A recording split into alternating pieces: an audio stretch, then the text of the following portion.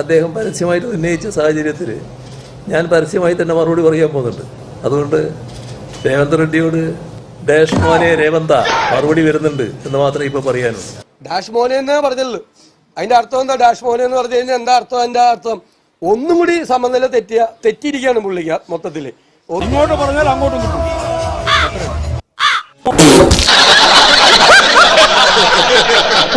കൊല്ലക്കടയിലാണ് സൂചി വിൽപ്പന. വിജയൻ എന്ന് സൈബറിടത്തെ അണികൾ ചെയ്തേക്കാം. അങ്ങനെയും ചെയ്യാമോ എന്ന് വേണമെങ്കിൽ നമുക്ക് സംസാരിക്കാം. പക്ഷെ ചെയ്തേക്കാം, ചെയ്യുന്നുണ്ട്. അതൊരു മുഖ്യമന്ത്രിക്കാകാമോ? ശ്രീപത്മനാഭൻ, BJP നിങ്ങൾ ഇതിൽ കക്ഷി ചേരുന്നുണ്ടോ?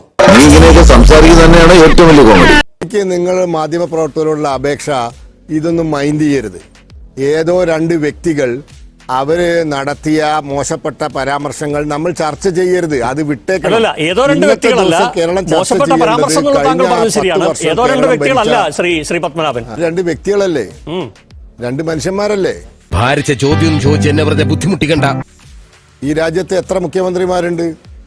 ഈ രാജ്യത്ത് എനിക്ക് തോന്നുന്ന ഒരു 10-29 മുഖ്യമന്ത്രിമാരുണ്ടെന്ന്. അപ്പൊ മണിപ്പൂരിൽ വരെ പുതിയ മുഖ്യമന്ത്രി വന്നു. 10-29 മുഖ്യമന്ത്രിമാരില്ലേ? അങ്ങനത്തെ എല്ലാവരും ഇങ്ങനെ തെരഞ്ഞെടുപ്പ് സമയത്ത് ഇങ്ങനെ വിളിച്ചു പറയാറുണ്ടോ? അപ്പൊ അതുകൊണ്ട് ഇത് രണ്ട് വ്യക്തികൾ, മുഖ്യമന്ത്രിമാരൊന്നും പറയേണ്ട, രണ്ട് വ്യക്തികൾ നടത്തിയ പരാമർശം, അത് നമ്മൾ എന്തിനാ ഒരു സംസ്ഥാനത്തിന്റെ തെരഞ്ഞെടുപ്പ് വേളയിൽ, അതും ഈ ക്രൂഷ്യൽ, ഇന്നും കഴിഞ്ഞ് നാളെയും കഴിഞ്ഞ് മറ്റന്നാൾ ഇലക്ഷനാണ്. നമ്മുടെ മുഖ്യമന്ത്രി ഇത്തരം ഭാഷ ഉപയോഗിക്കുന്ന ആദ്യമല്ല.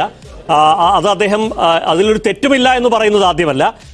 തുടങ്ങിയൊക്കെ ഒരു കോണ്ടക്സ്റ്റ് ഉണ്ട്. പക്ഷെ ഈ തെരഞ്ഞെടുപ്പ് കാലത്ത് ഇപ്പൊ കേവലം പിണറായി വിജയനോ രേവന്ത് റെഡ്ഡിയോ മാത്രമൊന്നല്ല കേട്ടോ. നമ്മുടെ നാട്ടിൽ വന്ന ആളുകളൊക്കെ എന്തൊക്കെ പറഞ്ഞു പോയി. കേരളത്തിലേക്ക് വന്ന് നിങ്ങളുടെ നേതാക്കൾ തന്നെ വന്ന് ഇവിടെ ലവ് ജിഹാദ് മാത്രമല്ല, ലാൻഡ് ജിഹാദ്, ബിസിനസ് ജിഹാദ് തുടങ്ങിയ കാര്യങ്ങളൊക്കെ പറഞ്ഞിട്ട് പോകുന്നു.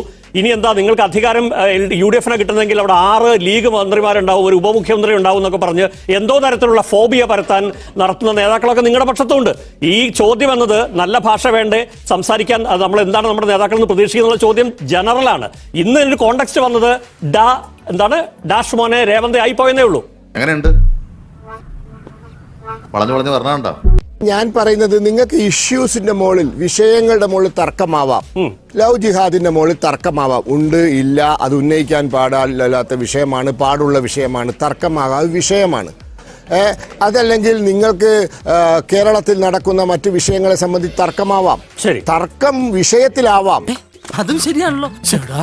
ഇപ്പൊ ഞാൻ ഒരു ഉദാഹരണം പറയാം.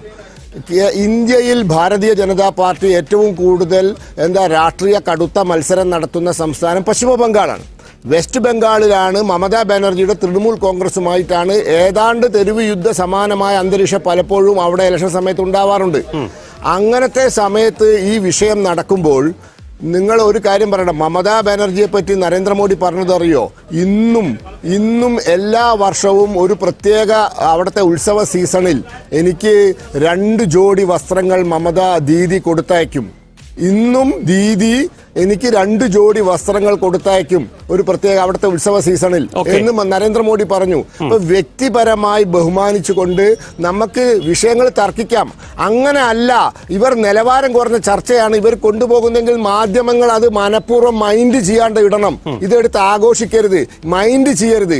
വിവരക്കേട് എന്ന് പറഞ്ഞ് തള്ളിക്കളഞ്ഞ് അത് ചർച്ച ചെയ്യരുത് എന്നാണ് എന്റെ അപേക്ഷ. അതാണ് എനിക്ക് പറയാനുള്ളത്.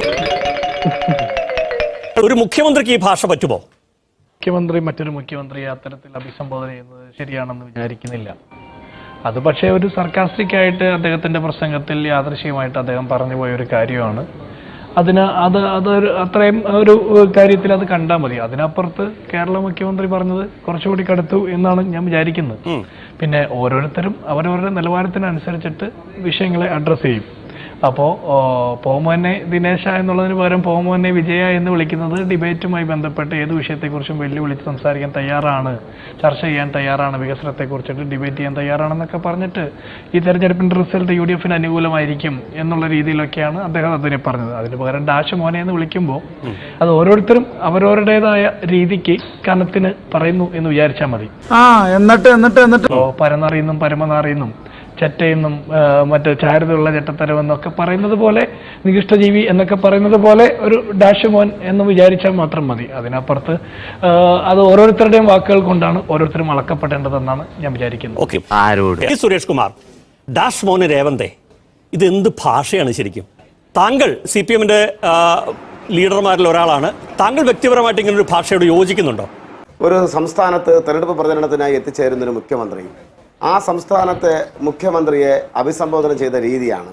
ഞാൻ അദ്ദേഹത്തെ കുറ്റം പറയുന്നില്ല. മലയാളം തീരെ വശമില്ലാത്ത അദ്ദേഹത്തിന് ഇവിടെ പതിവ് ശൈലിയിൽ ഇത്തരത്തിലുള്ള പ്രയോഗങ്ങൾ നടത്തിക്കൊണ്ടിരിക്കുന്ന കോൺഗ്രസിന്റെ നേതാക്കന്മാർ ആരോ എഴുതി കൊടുത്ത് അദ്ദേഹത്തെ കഴിഞ്ഞ ദിവസം മുഴുവനും ഹോട്ടൽ റൂമിലിരുത്തി പഠിപ്പിച്ച് വിട്ടതാണ് ഈ വാചകങ്ങൾ. അങ്ങനെയൊക്കെ വഴിയില്ലോ. രേവന്ത് റെഡ്ഡി നടത്തിയ പരാമർശം എന്താണ്? പോ മോനെ ദിനേശ, ഞാൻ അത് മുഖ്യമന്ത്രി പിണറായി വിജയനെ രേവന്ത് റെഡ്ഡിയെ പോലെ ഇരിക്കുന്ന ഒരാൾ വിളിക്കേണ്ടതാണെന്ന് ഞാൻ വിശ്വസിക്കുന്നില്ല. വിളിക്കരുതെന്നാണ് എന്റെ അഭിപ്രായം. അങ്ങനെ തന്നെയാ.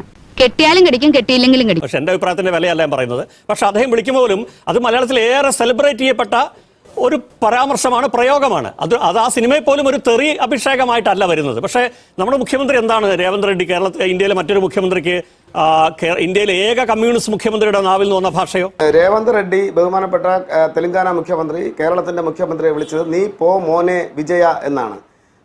ആ പരാമർശത്തിൽ നിങ്ങൾക്കൊന്നും ചിലപ്പോൾ ഒരു പക്ഷേ ഒരു വലിയ ആക്ഷേപം അതിനകത്ത് കാണാൻ വേണ്ടി സാധിച്ചില്ല എന്ന് വരും. പക്ഷപാതത്തിന്റെ ഇരുണ്ട നിലയാണ്. അത് അവിടെ നിന്നോട്ടെ. എന്തിനാ അത് ശരിയല്ലാന്ന് ഞാൻ പറയുമ്പോൾ താങ്കളിൽ പക്ഷപാതം കണ്ടേ അടങ്ങും. അത് കഴിഞ്ഞ മുഖ്യമന്ത്രി പറഞ്ഞൊരു വാക്കുണ്ട്, നീ ഡാഷ് എന്നാണ് അദ്ദേഹം സൂചിപ്പിച്ചത്. ഡാഷ് എവിടെയാണ് ഒരു അൺപാർലമെന്ററി? നമ്മൾ അങ്ങനെ ചർച്ച ചെയ്യണമെങ്കിൽ നിങ്ങൾക്ക് ആ ഡാഷ് നല്ല മോനെയെന്നോ ഓമന മോനെയെന്നോ പുന്നാര മോനെയെന്നോ എന്ത് വേണോ നിങ്ങൾക്ക് അതിനകത്ത് പൂരിപ്പിച്ച് രേവന്ത് റെഡ്ഡിയുടെ പേരിനോടൊപ്പം ചേർത്ത് വായിക്കാം. അദ്ദേഹം അതിനകത്തൊരു തെറി എന്ന് മനസ്സ് കണ്ടിട്ടില്ല. അദ്ദേഹം പറയാനുള്ള ഏറ്റവും സഭ്യമായിട്ടുള്ള ഒരു വാക്ക് മാത്രമാണ് അതിനകത്ത് പൂരിപ്പിച്ചിട്ടുള്ളത്.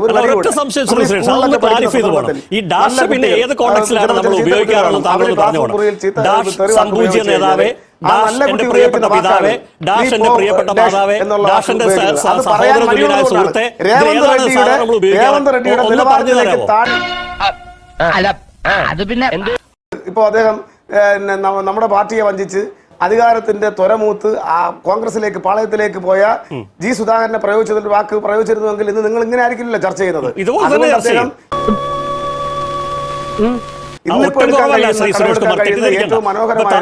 ഒരു സെക്കൻഡ്, ഇപ്പൊ നോക്കൂ, ഈ ഡാഷ് മോനെ ഡാഷ് മോളെ എന്നൊക്കെ ഈ നാട്ടിലെ ആളുകൾ അങ്ങോട്ടും ഇങ്ങോട്ടും ചീത്തയായിട്ട് വിളിക്കുന്നത് താങ്കൾ കേട്ടില്ലേ? താങ്കൾ അത്രത്തോളം ഇത്തരം കാര്യങ്ങളൊന്നും ശ്രദ്ധിക്കാത്ത ഒരു സാമൂഹ്യ ജീവിയാണോ? അല്ല, അങ്ങനെയല്ല. ഞാൻ പറഞ്ഞത് അയ്യപ്പദാസ് ശ്രദ്ധയോടുകൂടി കേട്ടില്ല എന്നാണ് എനിക്ക് മനസ്സിലാവുന്നത്. കൊച്ചു സ്കൂളുകളിലൊക്കെ പഠിക്കുമ്പോൾ ചില കുട്ടികൾ അവർ വളർന്നു വരുന്ന സംസ്കാരത്തിന്റെ അടിസ്ഥാനത്തിൽ വന്നു നിന്ന് തെറി വിളിക്കാറുണ്ട്. ആ തെറിക്ക് മറുപടിയായി ചിലപ്പോൾ ഒരു നല്ല സംസ്കാരത്തിൽ നിന്ന് വരുന്ന ഒരു കുട്ടി ആ തെറി അതേപടി ഉപയോഗിക്കാതെ ഡാഷ് നീ എന്നെ വിളിച്ചത് തിരിച്ച് നീ തന്നെ എടുത്തോ എന്ന രൂപത്തിൽ മറുപടി പറയാറുണ്ട്. ഇത്ര മാത്രമായി നമ്മൾ ഈ വിഷയത്തെ കണ്ടാൽ മതി. സഫ്യതയുടെ എല്ലാ അതിർവരമ്പുകൾക്കുള്ളിൽ നിന്നുകൊണ്ടാണ് പിണറായി ആ വാക്ക് പറഞ്ഞ് അവിടെ അത് അവസാനിപ്പിക്കാൻ വേണ്ടി ശ്രമിച്ചത്. എന്ന് ഞാൻ തന്നെ എങ്ങനെ പറയാ? സ്ഥാനത്ത് ഫില്ല് ചെയ്തപ്പെട്ടിട്ടുള്ള ഒരു നല്ല വാക്കൊന്ന് പറയാമോ? താങ്കളെങ്കിലും കേട്ടിട്ടുള്ള ഒന്നോ രണ്ടോ വാക്ക്? അല്ലല്ല, പ്രിയപ്പെട്ട എന്നായിരിക്കും ചിലപ്പോൾ അതേ ഉദ്ദേശിച്ചത്, അല്ലെങ്കിൽ പൊന്നു മോനെ എന്നായിരിക്കും. നമ്മുടെ അതിഥിയാണല്ലോ രേവന്ത് റെഡ്ഡി. അദ്ദേഹത്തിന് ഇവിടെ വന്ന് എന്തും പറയാമല്ലോ. താങ്കളിത് ശൂന്യാകാശത്തേക്ക് പോകാനുള്ള ഒരു ലോഞ്ച് പാഡിൽ നിന്നിട്ട് പറയാണോ ശ്രീ സുരേഷ് കുമാർ? ഒരു ശൂന്യാകാശവുമില്ല. ഈ വിഷയത്തിൽ താങ്കൾ ഇതൊരു ചർച്ചാ വിഷയമേ അല്ല എന്ന് തുടക്കത്തിലെ നിലപാടെടുത്ത ആളാണ്. യഥാർത്ഥത്തിൽ ഈ ഒരു വിഷയം വന്നതോട് കൂടിയിട്ട് ഇന്ന് ചർച്ച ചെയ്യപ്പെടാതെ പോയ പ്രധാനപ്പെട്ട പ്രശ്നം എന്താണ്? അതിൽ ആരാണ് റെസ്പോൺസിബിൾ? നേതാക്കന്മാർ മാതൃകയാവണം. ഇപ്പം ഞാൻ ഒരു ഉദാഹരണം തരാം. ഈ CPM-ഉം BJP-യും തമ്മിൽ രാഷ്ട്രീയ സംഘർഷം ഏറ്റവും അതിൻ്റെ പീക്കിലെത്തിയ ഒരു ദശകമാണ് 90-കൾ. ആ 90-കളിലാണ് വളരെ ഭയങ്കരമായ രീതിയിൽ രാഷ്ട്രീയ സംഘർഷങ്ങൾ ഉണ്ടായത്. ആ സമയത്താണ് 1998 മാർച്ച് മാസത്തിൽ അടൽ ബിഹാരി വാജ്പേയി സർക്കാർ അധികാരത്തിൽ വരുന്നത്. ആ ദിവസമാണ് EMS നമ്പൂതിരിപ്പാട് കേരളത്തിന്റെ മുൻ മുഖ്യമന്ത്രി മരണപ്പെട്ടത്. അന്ന് സത്യപ്രതിജ്ഞ ചെയ്ത ഉടനെ ശ്രീ ലാൽകൃഷ്ണ അഡ്വാനി അദ്ദേഹം നേരെ വന്നത് കേരളത്തിലേക്കാണ് EMS നമ്പൂതിരിപ്പാടിന്റെ ഭൗതിക ശരീരത്തിൽ ആദരാഞ്ജലികൾ അർപ്പിക്കാൻ. അതിനെപ്പറ്റി ഞാൻ പിന്നീട് പാർട്ടി കേന്ദ്രങ്ങളിൽ നിന്ന് മനസ്സിലാക്കിയത്, കേരളത്തിൽ ഈ പ്രവർത്തകർ തമ്മിലുള്ള ഈ ശത്രുതയോ മനോഭാവവും ഈ സംഘർഷമൊക്കെ ഒന്ന് അയഞ്ഞോട്ടെ, പരസ്പരം നേതാക്കന്മാർ പരസ്പരം ബഹുമാനിക്കുകയും സ്നേഹിക്കുകയും ചെയ്യുമ്പോൾ അതൊന്ന് അയയും എന്നൊരു ലക്ഷ്യം കൂടി അന്ന് ആ യാത്രയ്ക്ക് ഉണ്ടായിരുന്നു. അപ്പം നേതാക്കന്മാർ മാതൃക കാണിക്കേണ്ടവരാണ്. അതാണ് ഒന്നാമത്തെ കാര്യം. ഇവിടെ അത് കാണിക്കുന്നില്ല എന്നത് ദുഃഖകരമായ കാര്യം. നമ്മൾ ചർച്ച ചെയ്യേണ്ടത് ഇപ്പോൾ കേരളത്തിലെ ആരോഗ്യ മേഖല കേരളത്തിലെ ആരോഗ്യ മേഖലയിൽ ആശുപത്രി കെട്ടിടത്തിൽ ചികിത്സയ്ക്ക് പോയ രോഗി അത് തകർന്നു വീണ് മരിക്കുന്നു. വലത്തെ കൈയിന് അസുഖമുള്ളവൻ്റെ ഇടത്തെ കൈ ഓപ്പറേറ്റ് ചെയ്ത് അല്ലെങ്കിൽ മുറിച്ചുവിടുന്നു. ഇത്തരത്തിലെ രണ്ട് കണ്ണും കാഴ്ചയോടുകൂടി നടന്ന ആശുപത്രിയിലേക്ക് വന്ന ആള് 2 കണ്ണും കാണാതെ കുരുടനായി ആശുപത്രിയിൽ നിന്ന് തിരിച്ചു പോകുന്നു, സർക്കാർ ആശുപത്രിയിൽ നിന്ന്. എന്നിട്ട് കേരളം നമ്പർ 1 ആണെന്ന് പറയുന്നു. എന്നാൽ നേതാക്കന്മാർക്ക് അസുഖം വന്നാലോ നേരെ അമേരിക്കയിലേക്ക് പറക്കുകയും ചെയ്യും. നേതാക്കന്മാർ മുഴുവൻ ചികിത്സയ്ക്ക് വിദേശത്തേക്ക് പോകും. വിദ്യാഭ്യാസ രംഗം, കേരളത്തിലെ കലാലയങ്ങളിൽ കുട്ടികളില്ല. മധ്യ തിരുവിതാംകൂറിലെ പല കലാലയങ്ങളിലും ഇന്ന് മലബാറിൽ നിന്ന് കുട്ടികൾ പോയിട്ടാണ് ആളെ തയ്ക്കുന്നത്. ഞാൻ എല്ലാ ചർച്ചയിലും പറയുന്ന ഒരു ദുഃഖകരമായ സത്യമുണ്ട്. പല കോളേജുകളിലും മലയാള മാതൃഭാഷ BA മലയാളത്തിന് 1-2 കുട്ടികളാണുള്ളത്. നമ്മളെ കുട്ടികൾ +2 കഴിഞ്ഞാൽ കേരളം വിടുകയാണ്. പലരും ആദ്യമൊക്കെ അന്യ സംസ്ഥാനങ്ങളിലേക്കായിരുന്നു. ഇപ്പോൾ സാമ്പത്തിക ശേഷിയുള്ളവർ അന്യ രാജ്യങ്ങളിലേക്ക് പോകുന്നു. ഈ പോയവർ ഗൾഫിലേക്കല്ല പോകുന്നത്, അവർ തിരിച്ചു വരില്ല. ഗൾഫിൽ പോയവർ തിരിച്ചു വരും, ഇവർ തിരിച്ചു വരില്ല. ഇവർ അവിടെ സെറ്റിലാവും. ഇപ്പോൾ തന്നെ പ്രേത ഗ്രാമങ്ങളുണ്ട്, വയോധകന്മാർ മാത്രമുള്ള പ്രേത ഗ്രാമങ്ങളുണ്ട്. ഇത് എങ്ങോട്ടാണ് ഈ കേരളം പോകുന്നത്? ഞാൻ ചോദിക്കട്ടെ, കേന്ദ്രത്തിൽ പ്രധാനമന്ത്രി പാലക്കാട് വന്നൊരു ചോദ്യം ചോദിച്ചു. അതിനൊരു ഉത്തരം നിങ്ങൾ ഈ കമ്മ്യൂണിസ്റ്റുകാർ തരണം. ഇവിടെ ഒരു വ്യവസായ സ്ഥാപനം നിങ്ങൾ തുടങ്ങിയോ? കഴിഞ്ഞ 10 വർഷത്തിനുള്ളിൽ കേരളത്തിൽ 10 ആൾക്ക് തൊഴിൽ കൊടുക്കുന്നൊരു വ്യവസായ സ്ഥാപനം നിങ്ങൾക്ക് തുടങ്ങാൻ സാധിച്ചോ? ഒന്നും തുടങ്ങിയിട്ടില്ല. പ്രേക്ഷകരെ ഞാൻ പറഞ്ഞതും സുരേഷ് കുമാർ പറഞ്ഞതും കേട്ടിട്ട് തീരുമാനിച്ചാൽ മതി.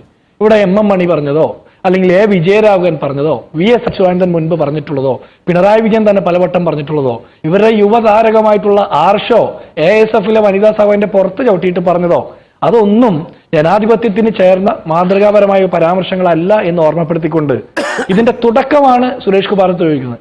തുടക്കവും ഒടുക്കവും ഒന്നുമില്ല പരാമർശങ്ങളിൽ. തുടക്കം വല്ലതും ഉണ്ടായിട്ടാണോ? പ്രേമചന്ദ്രൻ വല്ലതും പിണറായി വിജയനെ വിളിച്ചിട്ടാണോ? പ്രേമചന്ദ്രനെ പരനാറിന്നും പരമനാറിന്നും വിളിച്ചത്? കൊല്ലപ്പെട്ട TP ചന്ദ്രശേഖരൻ വല്ലതും പറഞ്ഞിട്ടാണോ കുലം കുത്തിന്ന് വിളിച്ചത്? ആ താമരശ്ശേരി പിതാവ് പിണറായി വിജയനെ വല്ലതും ചീത്തയും പറഞ്ഞോ? നികിഷ്ട ജീവിന്നല്ലേ വിളിച്ചേ? അതുപോലെ ഇപ്പൊ കാരന്തൂർ മാർക്കസിലെ ബോഡി വേസ്റ്റ് എന്ന് പറഞ്ഞില്ലേ, കാന്തപൂർ അബൂബക്കർ മുസ്ലിയാർ പ്രവാചകന്റെ മുടിയെ കുറിച്ച് പറഞ്ഞപ്പോ അത് ബോഡി വേസ്റ്റ് ആണെന്ന് പറഞ്ഞേ. ഈ പിണറായി വിജയൻ വല്ലതും ചെയ്തിട്ടാണോ ഇതൊക്കെ പറഞ്ഞത്? ഒരു കാര്യമില്ലാതെ വല്ലവരുടെ മെക്കെട്ട് കയറി ആക്ഷേപം പറയുന്നത് പുള്ളിയുടെ ഒരു സ്ഥിരം പരിപാടിയാ. സഖാവ് ഒരു ചോദ്യം ചോദിച്ചാൽ വീട്ടിൽ പോയി ചോദിക്കണമെന്നാ പറയാ. കടക്ക് പുറത്ത് ഇരിക്കവിടെ, മാറി നിൽക്ക്. അപ്പൊ ഇതൊരു സ്ഥിരം ശീലമാണ്. അപ്പൊ അതിന് സുരേഷ് കുമാർ പറഞ്ഞ മറുപടിയോട് ഞാനും യോജിക്കുക. ഓരോരുത്തരുടെ സാഹചര്യങ്ങളും സംസ്കാരവുമാണല്ലോ. ആരെ മുഖ്യമന്ത്രിയാക്കിയാലും നിങ്ങളുടെ ആ ഇൻവെർട്ടഡ് കോമയിൽ ഡാഷമോന് എന്തെങ്കിലും കുഴപ്പമുണ്ടോ? അത് ഞങ്ങൾ തീരുമാനിച്ചോളാം ആരെ മുഖ്യമന്ത്രിയാക്കേണ്ടതെന്ന്. 10 ആൾക്ക് ജോലി കൊടുക്കുന്ന ഒരു സംരംഭം ഇവിടെ ഉണ്ടായോ എന്ന് BJPയുടെ പ്രതിനിധി ശ്രീപത്മനാഭൻ ഇവിടെ ചോദിക്കുന്നുണ്ടായി. എനിക്ക് അദ്ദേഹത്തോടും കൂടി ഓർമ്മിപ്പിക്കാം, എന്റെ പൊന്ന് സാറേ, 10 ആൾക്ക് ജോലി കൊടുക്കുന്ന സംരംഭം ഒന്നും കേരളത്തിൽ തുടങ്ങിയില്ലെങ്കിലും ഈസ് ഓഫ് ഡൂയിങ് ബിസിനസിന്റെ വിസ്മയകരമായിട്ടുള്ള വിസ്ഫോടനങ്ങൾ സൃഷ്ടിക്കുന്ന കേരളത്തിൽ ഒരു ജോലിയും ചെയ്യാതെ 1,72,00,000 രൂപ മാസപ്പടി വാങ്ങുന്ന പരിപാടി തുടങ്ങിയിട്ടുണ്ട്. എക്സാലോചിക്കുന്നതിന്റെ പേര് അത് വീണ തയ്ക്കേണ്ടില്ല നടത്തുന്നത്. അതിനു വേണ്ടിയിട്ട് പോലും മനുഷ്യനിർമ്മിത പ്രളയം ഉണ്ടാക്കി എന്നുള്ള വാർത്തകൾ പുറത്തു വരുന്നുണ്ട്. അല്ല അയ്യപ്പദാസ്, ഇവിടെ എന്താ നടക്കുന്നറിയോ? ഇപ്പോ കോൺഗ്രസ്സുകാർ ഇംഗ്ലീഷിലൊരു വാക്കുണ്ട്, ഫ്രസ്ട്രേഷൻ. അതിന്റെ യഥാർത്ഥ മലയാളം ഇല്ല. ഗൂഗിളിലൊക്കെ സെർച്ച് ചെയ്താൽ കാണുന്നത് നിരാശ എന്നാണ്. നിരാശയല്ല, അത് വേറൊരു അവസ്ഥയാണ്. കോൺഗ്രസ് ഇന്ത്യയിലും കേരളത്തിലും അധികാരം നഷ്ടപ്പെട്ടത് ഒരു 10 പതിറ്റാണ്ടായി. കോൺഗ്രസിന് മറ്റു പല സംസ്ഥാനങ്ങളും അവർ പ്രതീക്ഷിച്ച സംസ്ഥാനങ്ങളൊക്കെ എന്നേക്കുമായി നഷ്ടപ്പെടുന്നു. ഇപ്പോൾ ഏറ്റവും അവസാനം കോൺഗ്രസ് തെരഞ്ഞെടുപ്പിൽ ജയിച്ചത് എപ്പോഴാണ്? 2023 നവംബറിൽ തെലുങ്കാനയിലാണ്. അതിനുശേഷം ലോക്സഭ തോൽക്കുന്നു. ഹരിയാന, ലോക്സഭയിൽ നന്നായി പെർഫോം ചെയ്ത ഹരിയാന കിട്ടുന്നില്ല. ലോക്സഭയിൽ ലീഡ് ചെയ്ത മഹാരാഷ്ട്ര തോറ്റുപോയി. ഡൽഹിയിൽ പതിവ് പോലെ 0 ബീഹാറിൽ വളരെ ദയനീയ പെർഫോമൻസ് ആയി. ഇപ്പൊ കോൺഗ്രസിനെ സംബന്ധിച്ചിടത്തോളം ജീവൻ മരണ പോരാട്ടമാണ്. കോൺഗ്രസ് ഇത്തവണ കേരളത്തിൽ വന്നിട്ടില്ലെങ്കിൽ അത് വലിയ ആഘാതം ആ പാർട്ടിക്ക് ഉണ്ടാക്കും. അത് അവർക്കറിയാം. കമ്മ്യൂണിസ്റ്റുകാരെ സംബന്ധിച്ചിടത്തോളം ജീവൻ മരണ പോരാട്ടമാണ്. കാരണം ഇന്ത്യയിൽ ഇനി ഇതേ ഉള്ളൂ. അപ്പൊ ഇതും കൂടി പോയാൽ കാര്യങ്ങൾ ഏതാണ്ട് തീരുമാനമാവും. അപ്പൊ ഈ ജീവൻ മരണ പോരാട്ടത്തിൽ ഏർപ്പെട്ട 2 പേർ തമ്മിലുള്ള ഫ്രസ്ട്രേഷൻ കാരണം ഉണ്ടാവുന്ന പ്രശ്നമാണ്. കോൺഗ്രസ്സുകാർ ഇത് പ്ലാൻ ചെയ്തതാണ്. എന്താണ്? പിണറായി വിജയൻ പ്രൊവോക്ക് ചെയ്താൽ എന്തെങ്കിലും ആവശ്യമില്ലാത്ത വാക്കുകൾ, ഉപയോഗിക്കാൻ പറ്റാത്ത വാക്കുകൾ വരുമെന്ന് അവർക്കറിയാം. അവർ പ്രൊവോക്ക് ചെയ്തു, അങ്ങോരാ ചതിയിൽ വീണു, കെണിയിൽ വീണു. ഇതിപ്പോൾ എന്തായി? ഇതായി ചർച്ച. സത്യത്തിൽ അതാ ഞാൻ പറഞ്ഞത്. ഇത് ഈ ഫ്രസ്ട്രേറ്റഡ് ആയ ഞാൻ ഫ്രസ്ട്രേറ്റഡ് അല്ല, എൻ്റെ പാർട്ടി ഫ്രസ്ട്രേറ്റഡ് അല്ല, നിങ്ങൾ മാധ്യമങ്ങൾ ഫ്രസ്ട്രേറ്റഡ് ആവേണ്ട ആവശ്യമില്ല. കാരണം ഇഷ്ടംപോലെ വാർത്തകളുണ്ട്. വാർത്തകൾ കിട്ടാണ്ട് ഫ്രസ്ട്രേറ്റഡ് ആവേണ്ട വാർത്തകളുടെ ധാരാളിത്തത്തിലാണ് നിങ്ങൾ നിൽക്കുന്നത്. അപ്പം നിങ്ങളോ നമ്മളും ഫ്രസ്ട്രേറ്റഡ് ആവേണ്ട ആവശ്യം. ഞങ്ങൾക്ക് ഒരു ഫ്രസ്ട്രേഷനും ഇല്ല. ഞങ്ങൾക്കറിയാം ഈ 5 സംസ്ഥാനത്തും എന്താ നടക്കാൻ പോകുന്നത്. ഞങ്ങൾക്ക് കൃത്യമായ ധാരണയുണ്ട്, കൃത്യമായ പദ്ധതിയുണ്ട്, കൃത്യമായ ഒരു ഇതിലാണ് ഞങ്ങൾ പോകുന്നത്. കാര്യങ്ങളൊക്കെ കൈവിട്ട് പോയല്ലോ തിരുവട്ടമാ. ഞാൻ തിരുവനന്തപുരത്തേക്ക് ഒന്ന് വിളിച്ചാലോ? നീ പോയി വിളിച്ചോടാ. തൽക്കാലം ഇത്രയും മതി. വരട്ടെ.